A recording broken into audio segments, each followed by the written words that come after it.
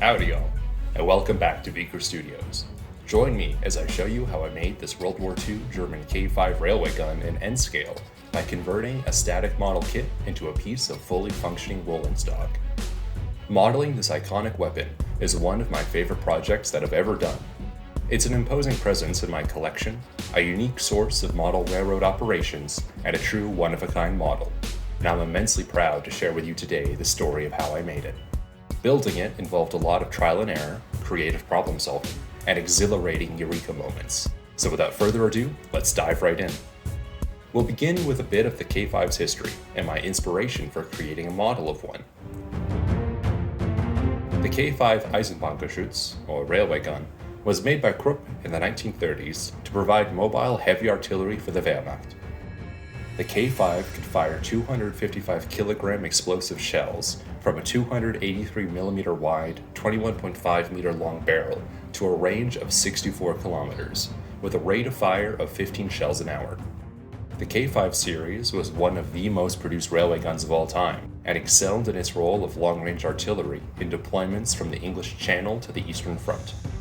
The K5 is best known from its deployment in Italy in 1944, where two guns, nicknamed Leopold and Robert by their crews, gained infamy for their role bombarding and terrorizing the Anzio beachhead, gaining the Allied nicknames of Anzio Annie and Anzio Express. Leopold ended the war in Allied hands and survives to this day. I was impressed by the K5's fearsome reputation, and learning the fascinating complexities of the supporting railroad equipment and operations inspired me to have a K5 of my very own.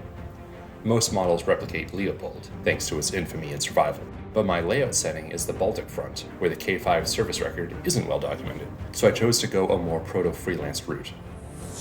I'm also a huge fan of the Sniper Elite video game series, and decided that I wanted to make my K5 as a tribute to Sigmund from my favorite mission in Sniper Elite 4.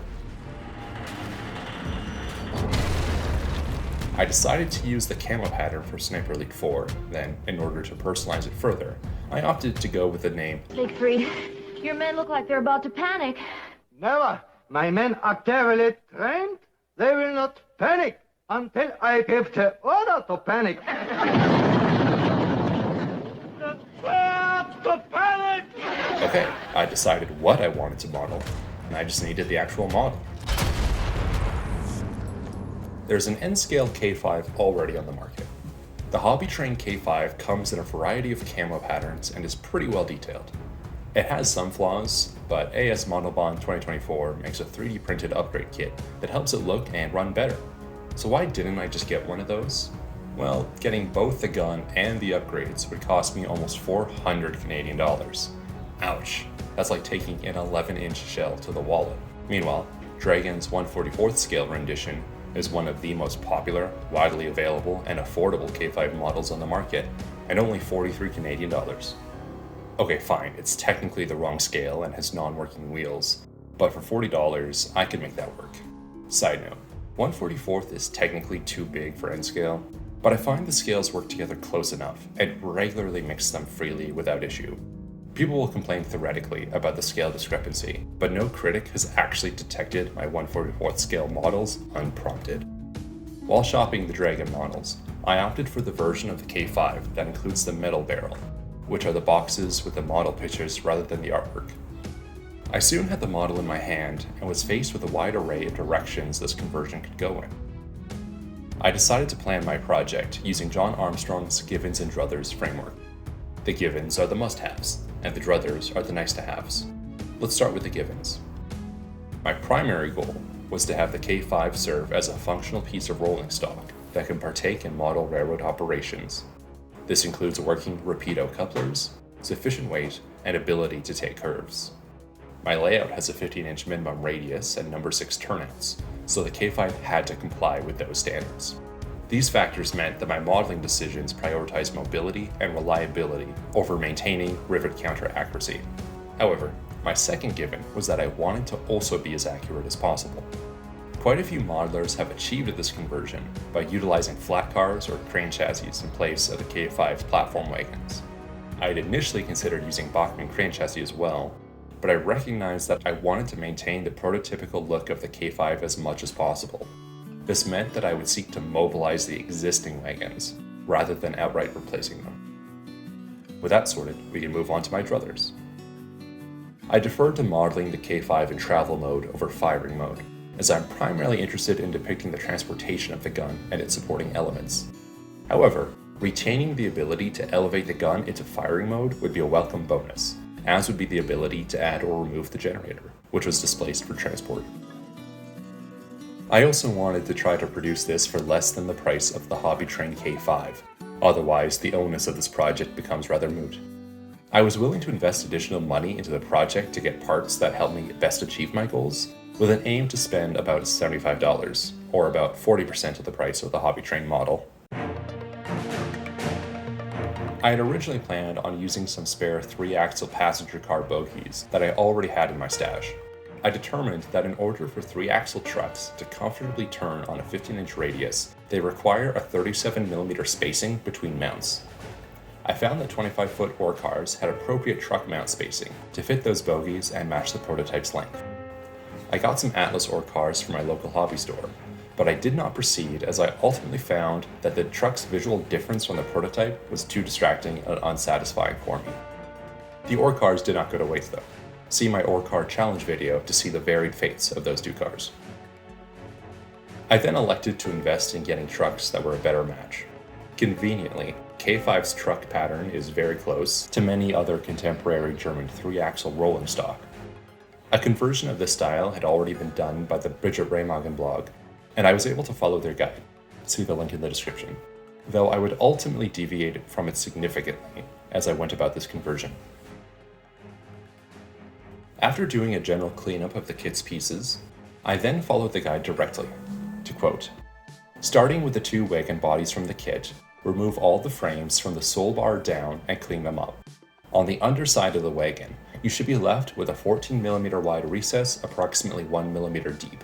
Clean this out, including removing the locating lugs for the dummy wheels." I decided to disassemble the donor cars to determine how much space they required to maintain operational reliability, and remove details from the kit accordingly.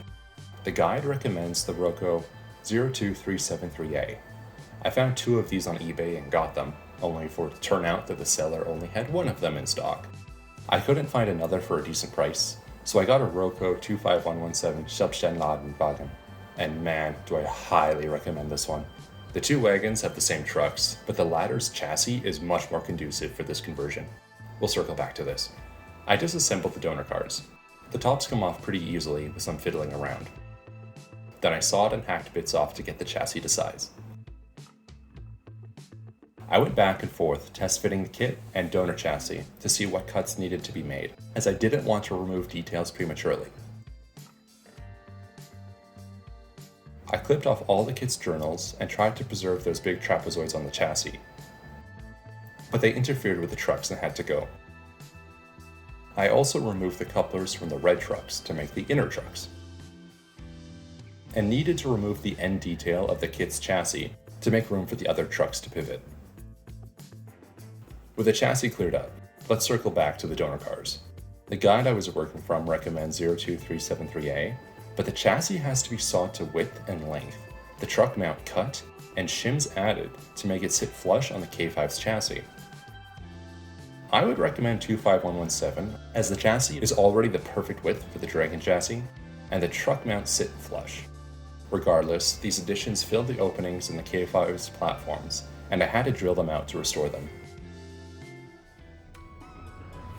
In a further deviation from the guide, I opted to magnetize the carriage mounts rather than using screws.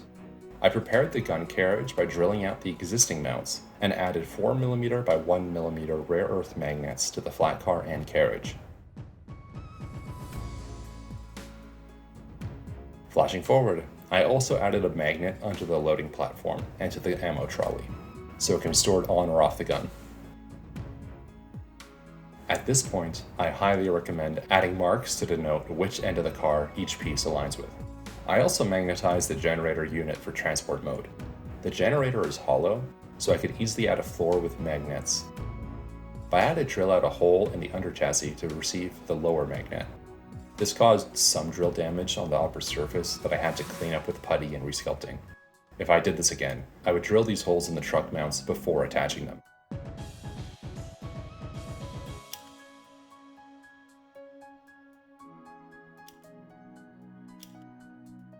I then began test runs.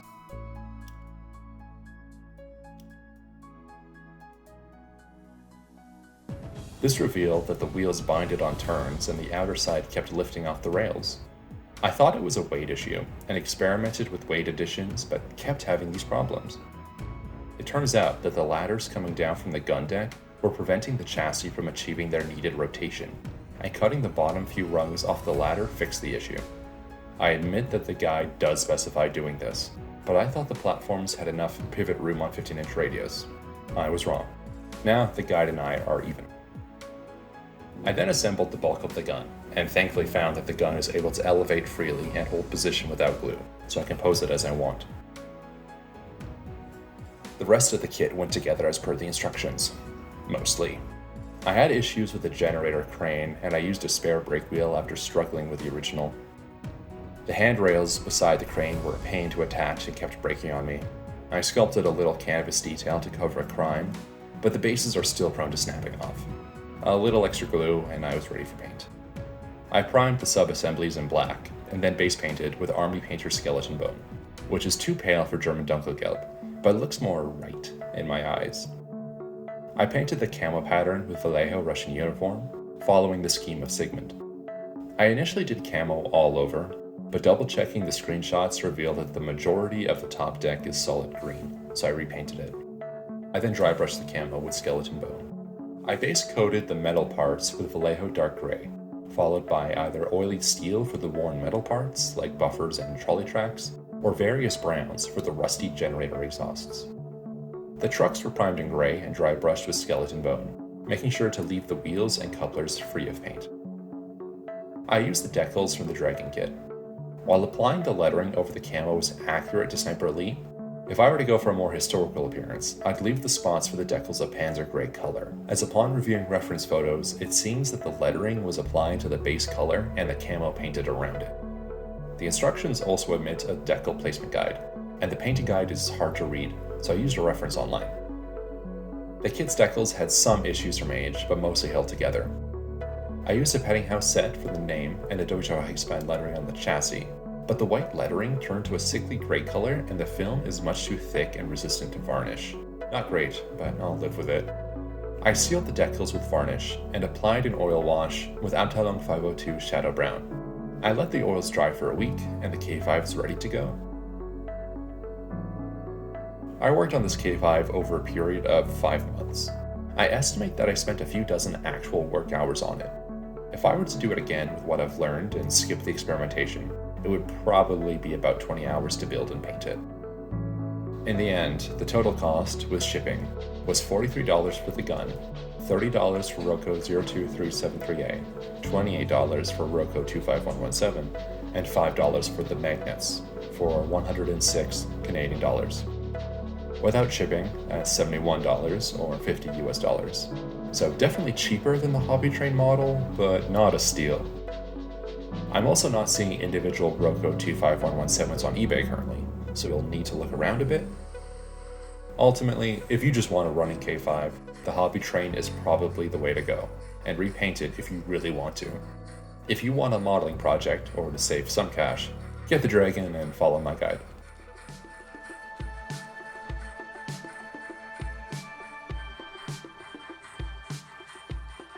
This was a really fun project, quite challenging to build, and I'm proud to say I achieved all of my modeling objectives. It performs flawlessly on my number 6 turnouts and 15-inch curves.